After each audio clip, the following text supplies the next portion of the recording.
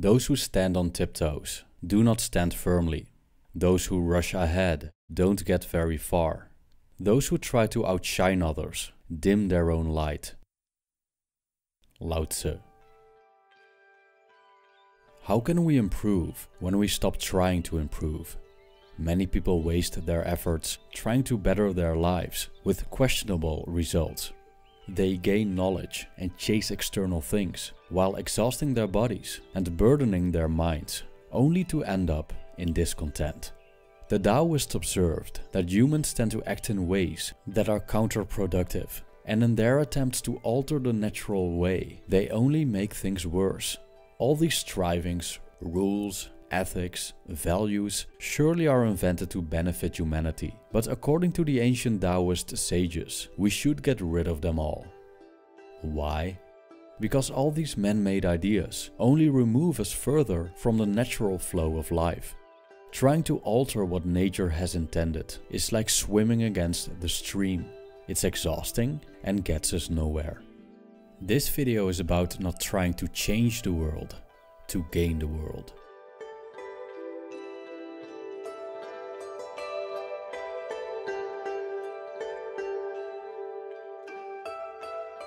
Behind the ever-changing universe lies a mysterious and undefinable force that the Taoists call Tao, for the lack of a better word. The Tao is all-encompassing, and it's beyond everything that our senses can perceive. Still, we can know and feel the Tao, even though we cannot comprehend it. This symbolizes the tragic attempts by humans to conceptualize things that are beyond their understanding. They use names, categories, they select and discern, but fail to grasp what the universe is truly like. So they create a deception, an artifice that makes life understandable for humans. But by trying to comprehend, they lose the Tao. 5 colors blind the eye. 5 notes deafen the ear. 5 flavors make the palate go still, wrote Lao Tzu in his work The Tao Te Ching. So by arranging colors, notes and flavors, we might enhance our understanding, but we also limit it, and there's so much more outside of these fixed concepts. The same goes for the human tendency to make rock-solid rules for everything to get a sense of control. Again, we limit ourselves by doing so, because the world is ever-changing, and what works today may not work tomorrow. Also, from a sense of solidarity and justice, people create immense bodies of ethics, moral codes and rituals that form an artificial way of life. Even though the intentions are good, they try to make things work while building their own prisons. Now let's talk about the word trying. I think most of us are familiar with the idea that we should simply act and not try. This idea is closely related to the flow state. In a flow state, one becomes the act, like a dancer who becomes the dance, or the poet who becomes the poem. This is Wu Wei, a concept that can be literally translated as non-doing or doing nothing. In the context of the flow state, Wu Wei translates best as effortless action, because we act in a smooth and painless manner. In the context of this video, however, translating Wu Wei as non-doing or doing nothing fits best. Literally doing nothing is often seen as unproductive and as a useless way of being in which there is no progression. But according to the Taoists, nothing is further from the truth. When we keep in mind that the universe is in flux and in a state of entropy, we'll realize that there's always progression in a natural flow of life. So instead of using force and exhausting ourselves, which is the favorite method of today's culture, we could travel through life much more easily by using intelligence. Because isn't it so that so many times problems seem to solve themselves, and that by taking action we often make things worse? When we waste our time trying to improve things, we distance ourselves from the natural course. We repeatedly act in ways that are, according to the Taoists, unnatural, and waste our bodies and minds doing so. So why do we do this? Well, it has a lot to do with how we attribute value to certain things. For example, when we're averse to poverty but desire money and fame, and when we're averse to being lonely but desire to be part of something. So we try to eradicate the former and increase the latter, while the latter cannot exist without the former. Also, we think that it's necessary to conform and alter nature based on belief systems. We try to better the world, while the results of our interventions are kind of questionable.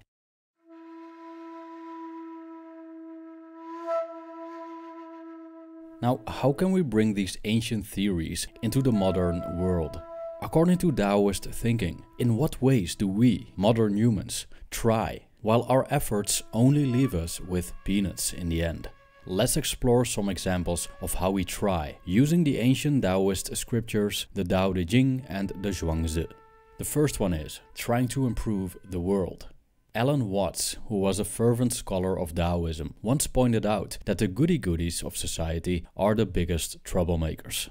Their must-save-the-world attitude often disrupts the natural course, simply because they seek to enforce man-made ideas of what's good and evil. An example is communism, which originally sprouted from a desire to change humanity for the better, based on equality and honest distribution of goods. However, apart from the discussion if this approach is natural or not, the ways in which the communists spread their ideology were absolutely brutal. In the Zhuangzi, we find a story about a man named Yan Hui, who asked Confucius for permission to travel to the country of Wei, after he heard that it's ruled by an incompetent ruler. Yan Hui wanted to use everything he learned about governance to improve the country of Wei. Confucius, however, discouraged him to do so, not only because Wei's highly disagreeable leader probably wouldn't listen, but also because people in general don't like outsiders coming in telling what's better for them from a place of moral supremacy. As Confucius stated, and I quote, "If you do not understand man's minds, but instead appear before a tyrant and force him to listen to sermons on benevolence and righteousness, measures and standards, this is simply using other men's bad points to parade your own excellence." End quote. We could ask ourselves, in what way is using other people's faults to create a nice role for ourselves genuine virtue? That's probably why so-called social justice warriors are so hated. We won't improve a situation by one-sidedly demonizing groups while placing ourselves on the moral high ground. This only creates more division, more tension, and will unlikely change things for the better in a sustainable manner. As Lao Tzu puts it in the Tao Te Ching, and I quote, "Do you want to rule the world and control it? I don't think it can ever be done. The world is a sacred vessel, and it cannot be controlled. You will only make it worse if you try. It may slip through your fingers and disappear." End quote. Now, the second one is trying to be happy. No matter if it's the pursuit of money, status, fame, power, or knowledge. These ongoing efforts to be happy are the reason why we aren't. We think that we're happy when we've got $1 million in the bank, or when we finally published that book, or when our YouTube channels have 100k subscribers. But this is hardly the case. Sure, we enjoy some momentary pleasure, but that's not happiness according to the Taoists. Moreover, by this pursuit, we exhaust our bodies and minds, while tragically never achieving what we're looking for. I quote, "This is what the world honors: wealth, eminence, long life, a good name. This is what the world finds happiness in: a life of ease, rich food, fine clothes, beautiful sights, sweet sounds. This is what it looks down on: poverty, meanness, early death, a bad name.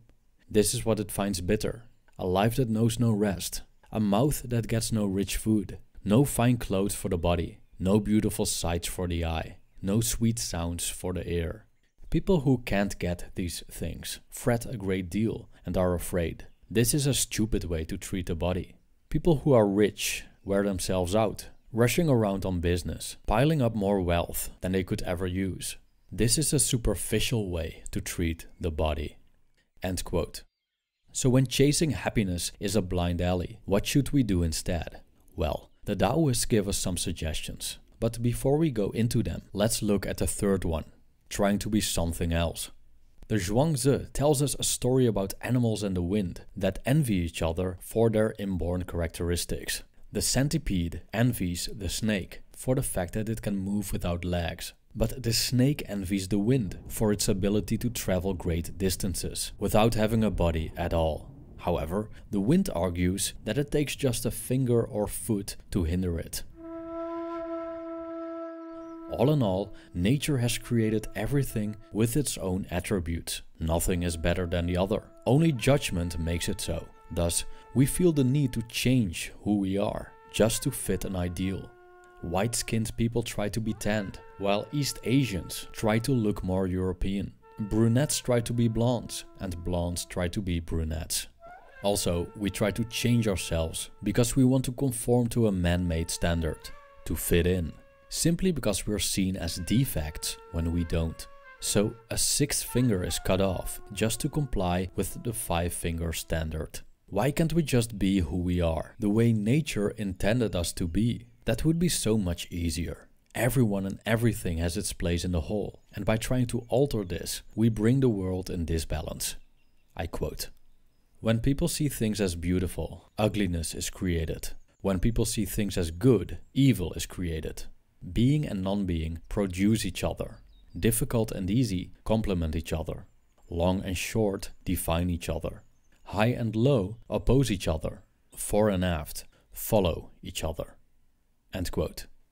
So how can we put these ideas into practice?